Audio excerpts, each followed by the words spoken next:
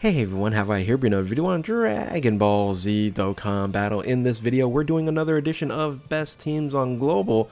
This is the July 2022 7-year anniversary edition. So with that, if you're new to my channel, like, subscribe, comment below, do all that good stuff. Let's go ahead and dive right in. So a fair notification slash warning that I'm still doing the abbreviated version, not the full version yet.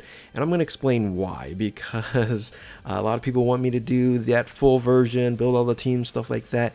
One, I just haven't had, the focus and will to do all of building those slides right now. But also, Ultimate Red Zone has not provided us the top tier bosses yet. We don't have the opportunity to fight Omega or Broly at this point in time when this video is coming out, because we just started part 2, and probably toward the end of July is really when we're able to really test out the different teams running it on the top tier. Now, of course, with the cooler and the baby edition right now, the red zone is still difficult. However, it's not going to be as difficult as the top tier. That's going to be, in about couple weeks from now. So I figured the August edition will be the full version, and I'm going to break everything down at that point in time. So with that, quick disclaimer here, the term best teams is my opinion and is purely subjective. There's no official tier list or best teams ranking from Kasuga Bandai. Any references or research links will be described in the description below. How I build my teams, a multitude of different things: leader skill, damage output, survivability, passives, SA specials, links, categories. Leader flexibility is something I'm looking a little bit more closely at. Bench flexibility is important. Of course, game mode effectiveness, huge. Missions, and then overall gameplay. And of course, I'm just not being focused enough to build all the slides. You can see there's a lot of different variables that goes into each section here, and I will do it for the August one. So anyway, what do the numbers mean in this current top 10? You're going to look at game mode effectiveness here as Super Battle Road is the first number, Extreme Super Battle Road is the second number, the Fighting Legend event or the legendary Goku and Vegeta event would be the missions that you're able to complete on the third number there, and the Infinite Dragon Ball History is the fourth number here.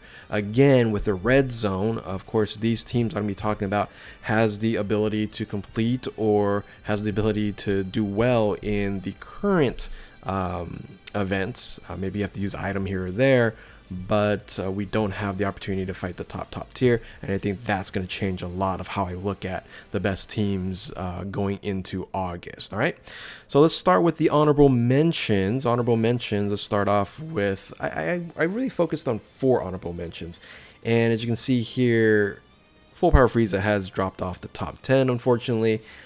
Still a great team. Still limited at this point in time with the amount of different units that you can run, and sooner or later he's going to pop back up and rise in the rankings. But as of right now, as a fantastic 170% leader for sworn enemies, I have him in the top 15, just not in the top 10. So the other honorable mentions, Battle of Fate is, I think, very important. Useful team here at 9557.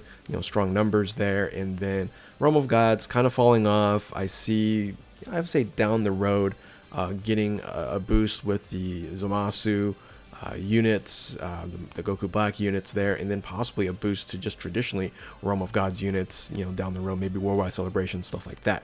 Future Saga I did put in on here. Future Saga is a fantastic defensive type of gameplay that you can run on these different types of teams here, so I did move them in as an honorable mention and could easily go up in the rankings, as we know Future Saga will be with LRGG, right? So coming in number 10, it was very difficult for me, really to keep them even at number 10, and that's Hybrid Saiyans, because Tech Gohan, even though he's a very older unit and he doesn't do an incredible amount of damage in the first several turns, he builds up, of course, and his ability to defend is very strong, and that's why he's really good at red zone type of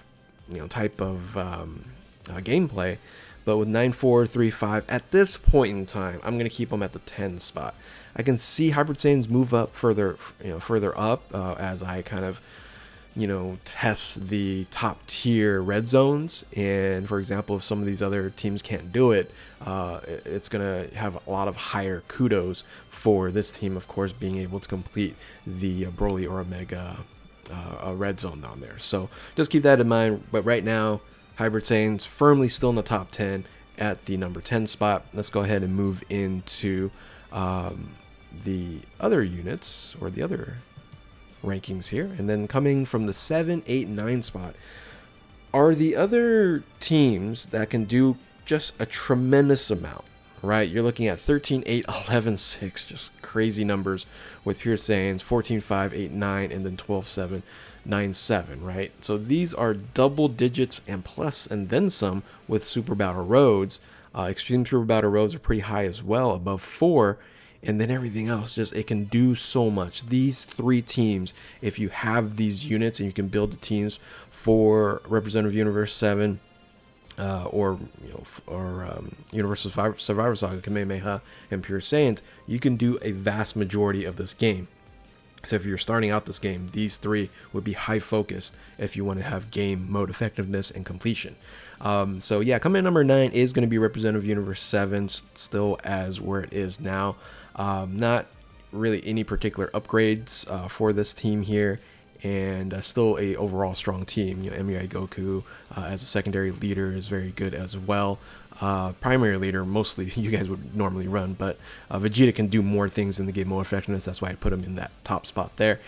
Then you have the Kamehameha. Kamehameha is continuously being just greater and greater, and when the LR Gohan here gets his EZA, it's going to be tremendous. This team here is going to move up vastly higher to so much of a higher level, because if you just look at 14, 5, 8, 9, that game mode effectiveness is so high it could basically only be competed with Pure Saiyans, which is coming in number 7.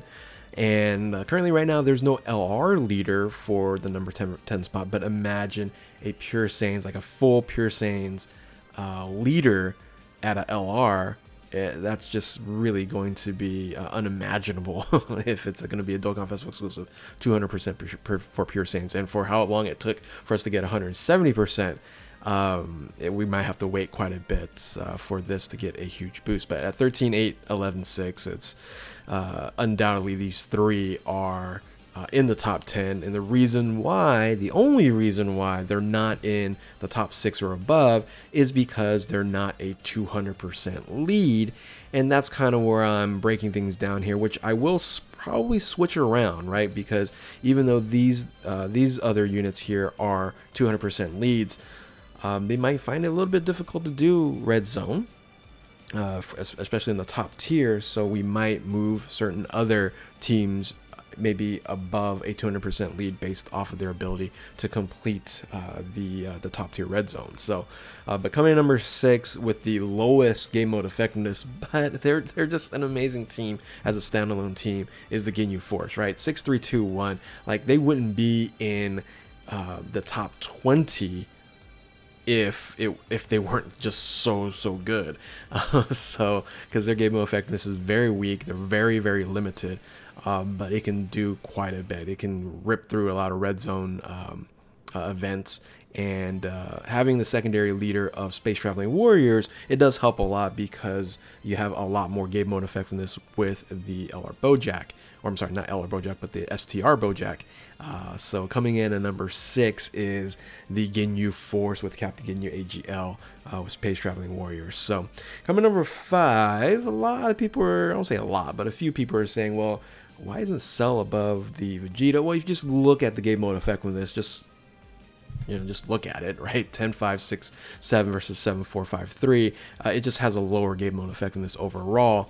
But again, as a standalone team, these Transformation Cell, AGL Cell here, is very good.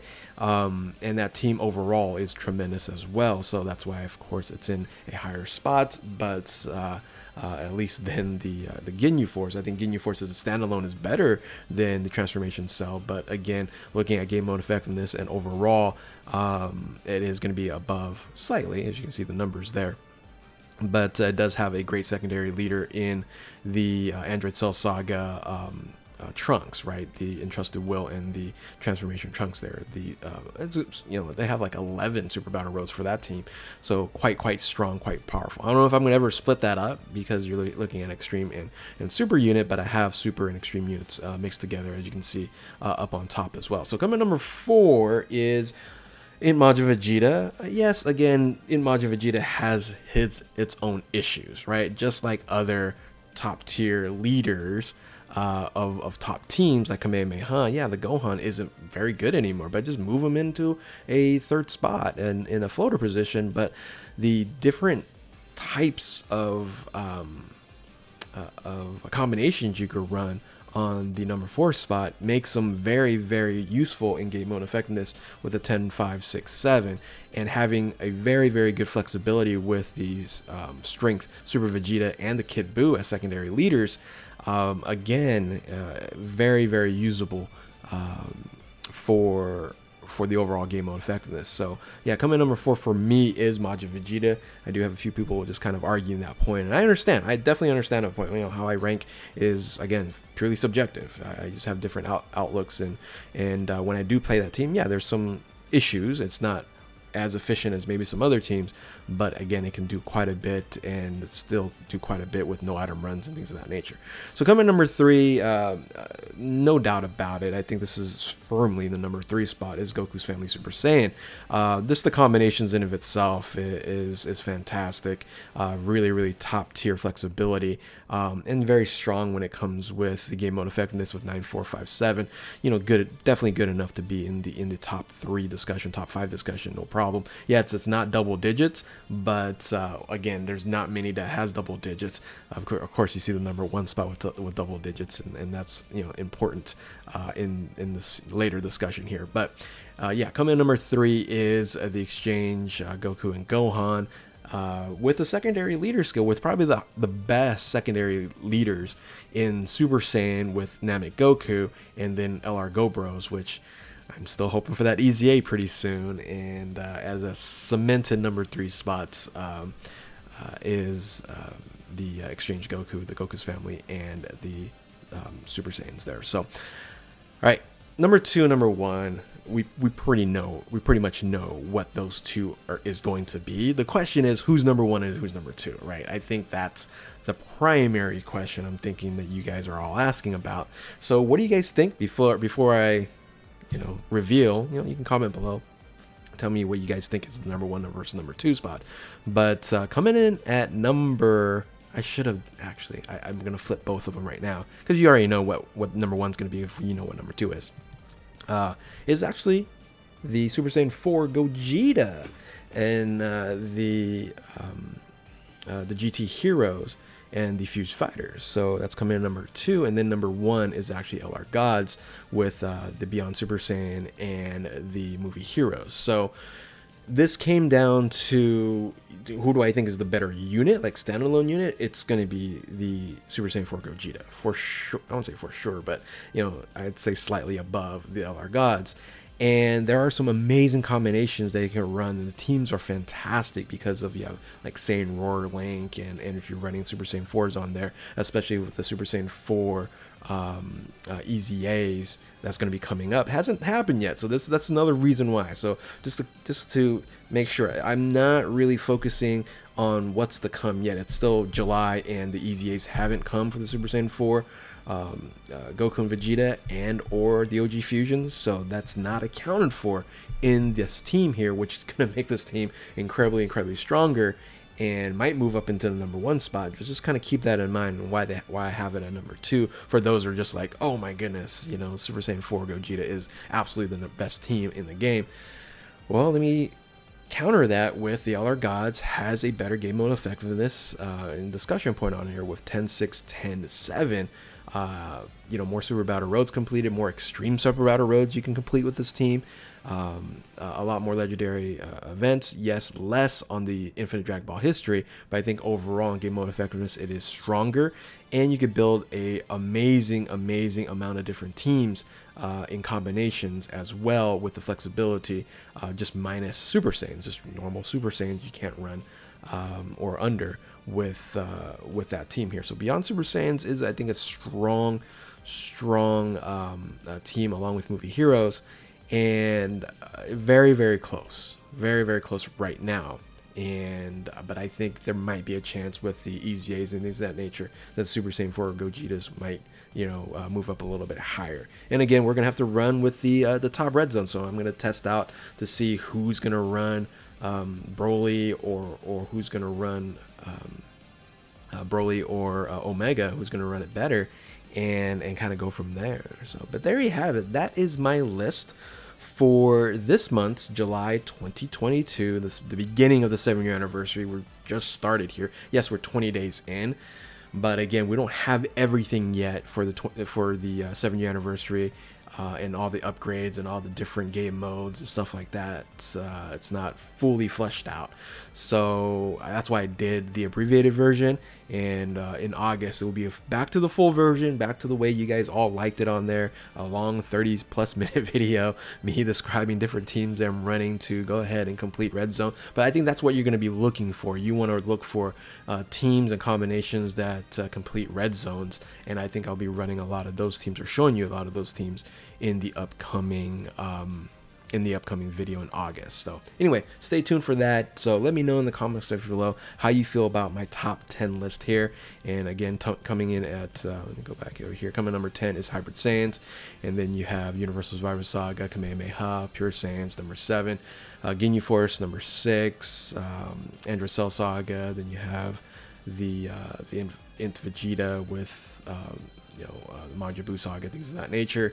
Then you have the Android Cell Saga, Super Saiyans and Goku's family with the Android Cell Saga.